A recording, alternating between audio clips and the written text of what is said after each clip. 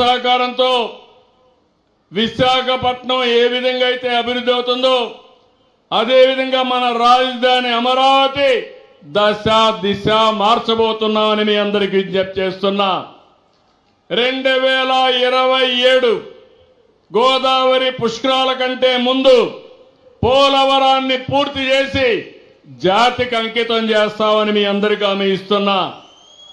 రాయలసీమ ఒకప్పుడు రాళ్ల సీమ, ఇప్పుడు రత్నాల సీమ చేయడానికి హార్టికల్చర్ హబ్గా చేయబోతున్నాం. పరిశ్రమలు తీసుకొస్తాం. అన్ని ప్రాంతాల అభివృద్ధి చేస్తున్నాం. అన్ని రీజియన్స్ అభివృద్ధి చేస్తాం.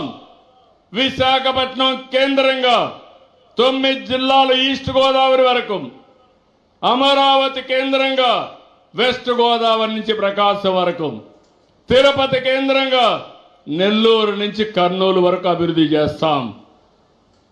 అదే సమయంలో అన్ని నియోజకవర్గాలు అభివృద్ధి చేస్తాం. అదే సమయంలో ఈరోజు నేను సిన్హా గారిని మనస్ఫూర్తిగా అభినందిస్తున్నా. Is prepared to invest nearly 82,000 crores another 4-5 years. I really appreciating him. You also appreciate he is getting employment and development of this area. మనం అన్నీ చేస్తా ఉంటే ఇన్ని అభివృద్ధి కార్యక్రమాలు ఇంకా మంచి కార్యక్రమాలు చేయాలంటే రాష్ట్రంలో మాత్రం ఒక పార్టీ ఉంది. నేను ఆ పేరు చెప్పకూడదు, ఆ పార్టీ పేరు ఐడియా ఉందా తమ్ముళ్ళు అని అడుగుతున్నా మీ అందరికీ. కాబట్టి నేను చెప్పను. ఆ పార్టీ ఫ్రస్ట్రేషన్ లో ఉంది. ఆ పార్టీ బ్యాచ్ నేరాలు ఘోరాలకు తెగబడుతున్నారు.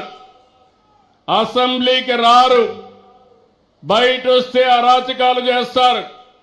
నిన్నే కడపలో చూశారు. నేను చెప్పకపోతే శుభ సందర్భంలో కూడా ఈ రాష్ట్రంలో జరిగే విషయాలపైన మీకు చైతన్యం ఉండాలి. అప్పుడే అప్రమత్తంగా ఉంటాం.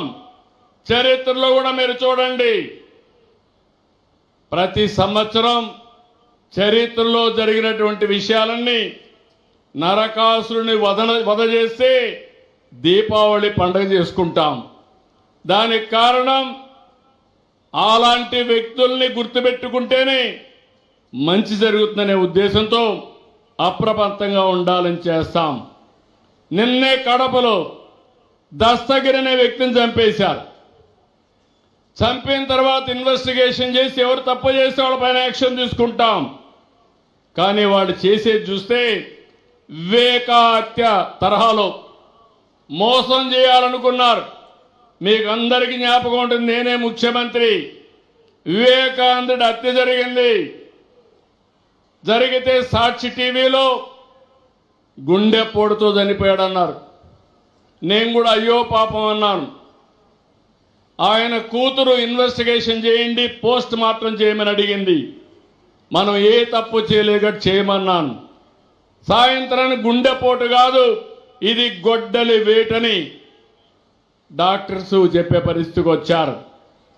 ఆ సాయంత్రం నేను తండ్రి లేడు, ఉన్న చిన్నాన్న కూడా చంపేశారని రివర్స్ మాట్లాడాడు. మరుసటి రోజు నా చేతిలో కత్తి పెట్టి నారాసుర రక్త చరిత్రని సానుభూతి పొంది ఓట్లు సంపాదించాడు. ఇప్పుడు అదే తరహాలో ఇది కూడా చేయాలంటే అలర్ట్గా ఉన్నాం. నేను ఎప్పుడు కూడా మోసగాళ్ల పైన కన్నేశాను. నేను ఎప్పుడు మోసగాళ్ల పైన కన్నేసి ఈ రాష్ట్రంలో ప్రజల రక్షణకు భరోసా ఉండదని మరొకసారి మీ అందరికీ హామీ ఇస్తున్నా. డబ్బు కోసం సొంత పార్టీ నేతలను సైతం కడతీర్చే కిల్లర్ పార్టీ ఆ పార్టీ. వాళ్లే చంపుతారు, వాళ్లే పరామర్శిస్తారు, అపోజిషన్ పైన నేరం పెడతారు, వాళ్లే న్యాయం చేయాలని డిమాండ్ చేస్తారు. ఇది కూడా అదే మారుగా చేసే పరిస్థితికి వచ్చారు. వీళ్ళ మేనమామ ఉన్నాడు, వాళ్ళ మేనమామ శిష్యుడు ఒకడు ఉన్నాడు. వీళ్ళందరూ కలిసి దొంగ వ్యాపారాలు చేసి, అవినీతి వ్యాపారాలు చేసి, ఆస్తుల పంపకంలో అతన్ని చంపేసే పరిస్థితి వస్తారు. ఇది ఒకటి కాదు, ఇలాంటి చాలా జరుగుతున్నాయి. ప్రజలందరూ గుర్తుపెట్టుకోవాలి, నేను చేసేది రాజకీయ నాయకులతో కాదు, నేరస్తులతో రాజకీయం చేస్తున్నాం. కానీ నేను భయపడను. మీ అందరికీ తెలుసు, మీ ప్రాణాలు కాపాడడానికి, ప్రజల ఆస్తులు కాపాడడానికి ఒకప్పుడు తీవ్రవాదులతో పోరాడితే అదే తీవ్రవాదులు వెంకటేశ్వర స్వామి సన్నిధిలో 23 క్లేమోర్ మైన్స్ నా మీద బ్లాస్ట్ చేస్తే సాక్షాత్తు వెంకటేశ్వర స్వామి ప్రాణభిక్ష పెట్టాడు తప్ప ఇంకోటి కాదు.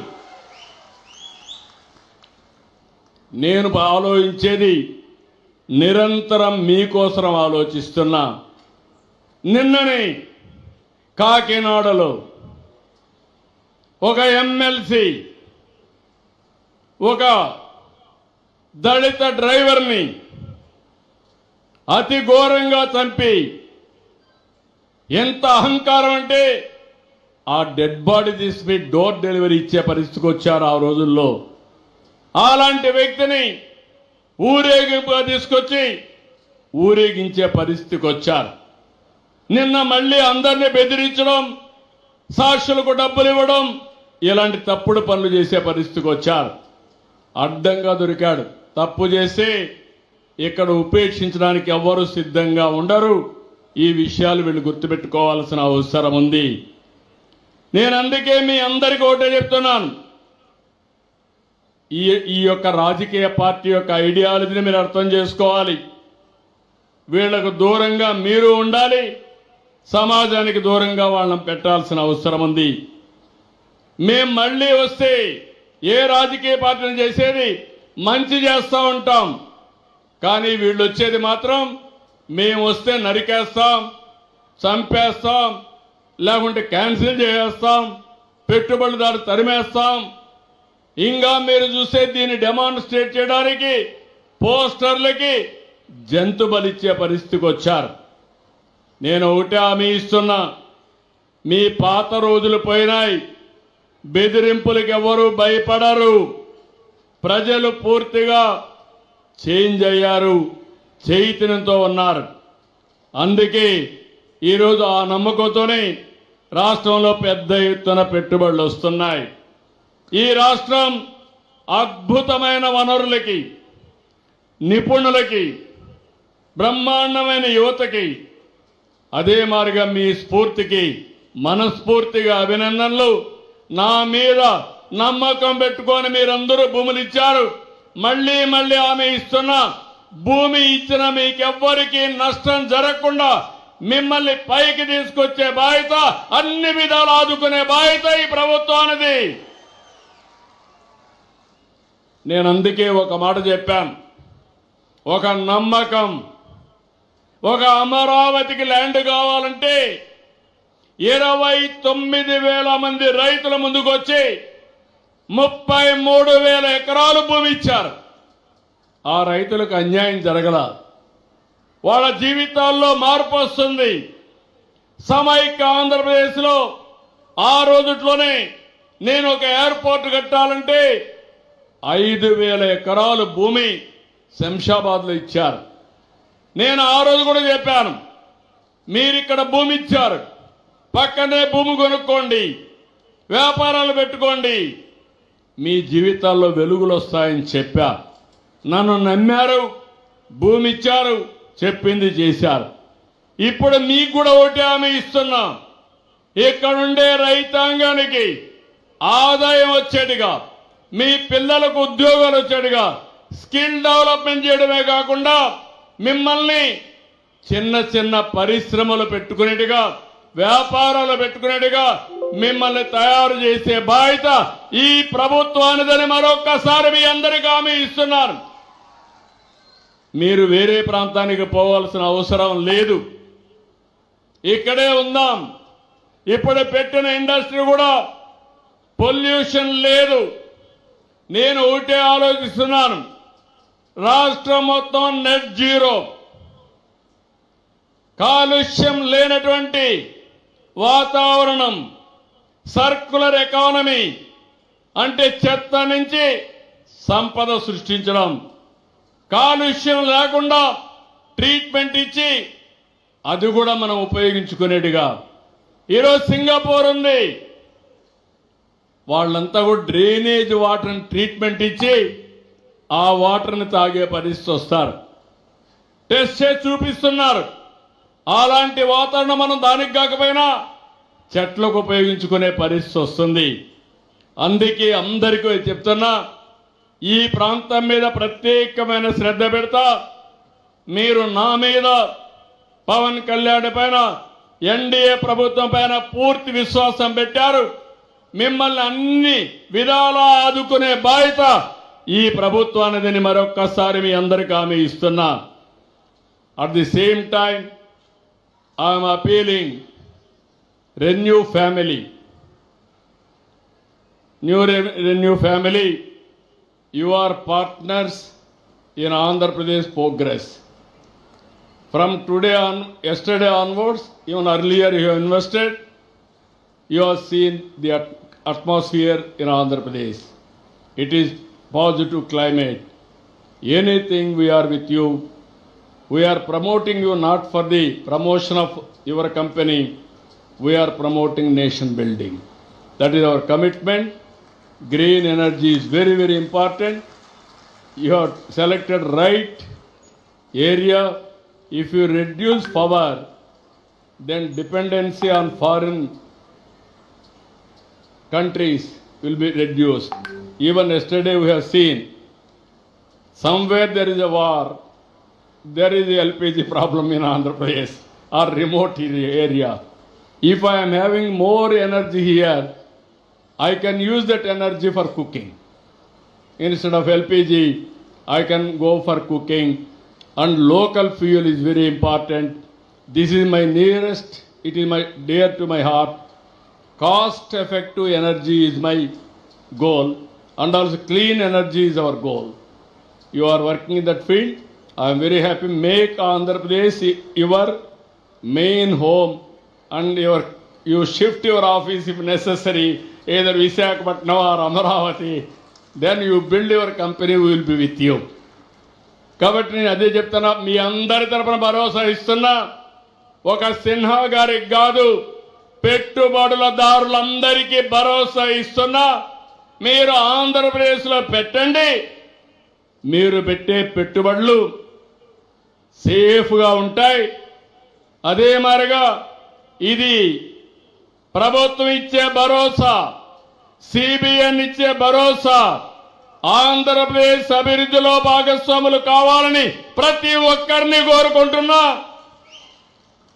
ఒక renew, Tata, Birla, Reliance, Adani, Jindal, any group for that matter, national, international, Google, everybody is coming here. I am proud of it because we are establishing that credibility. Final గా మీ అందరికీ ఒకటే హామీ ఇస్తున్నాను. అనేక కష్టాలుండే రాష్ట్రాన్ని ఒక్కొక్క స్టెప్పే ముందుకు పోయి అధిగమిస్తున్నాం. అప్పుల పాలులో ఉండే రాష్ట్రాన్ని పూర్తిగా ఏ విధంగా రివైవ్ చేయాలనో ఒక ప్రణాళిక పెట్టుకున్నాం. 14% వడ్డీ రేటుతో తెచ్చారు. ఆస్తులు తాకట్టు పెట్టారు. కడాన మనం తాగే మద్యాన్ని కూడా 20 ఏళ్ళు 30 ఏళ్ళు తాకట్టు పెట్టి డబ్బులు తెచ్చే పరిస్థితి వచ్చారు. కేంద్ర ప్రభుత్వ స్కీములను నిలిపేశారు. ఒక్కొక్క స్టెప్పే అధిగమించాం. నేను ఒకటే చెప్తున్నాను, మేము కష్టపడేది ఈ రాష్ట్ర ప్రయోజనాల కోసం, పేదవాళ్ళ ప్రయోజనాల కోసం. అందుకే సమీక్షము ఇస్తాం, అభివృద్ధి చేస్తాం, సుపరిపాలన.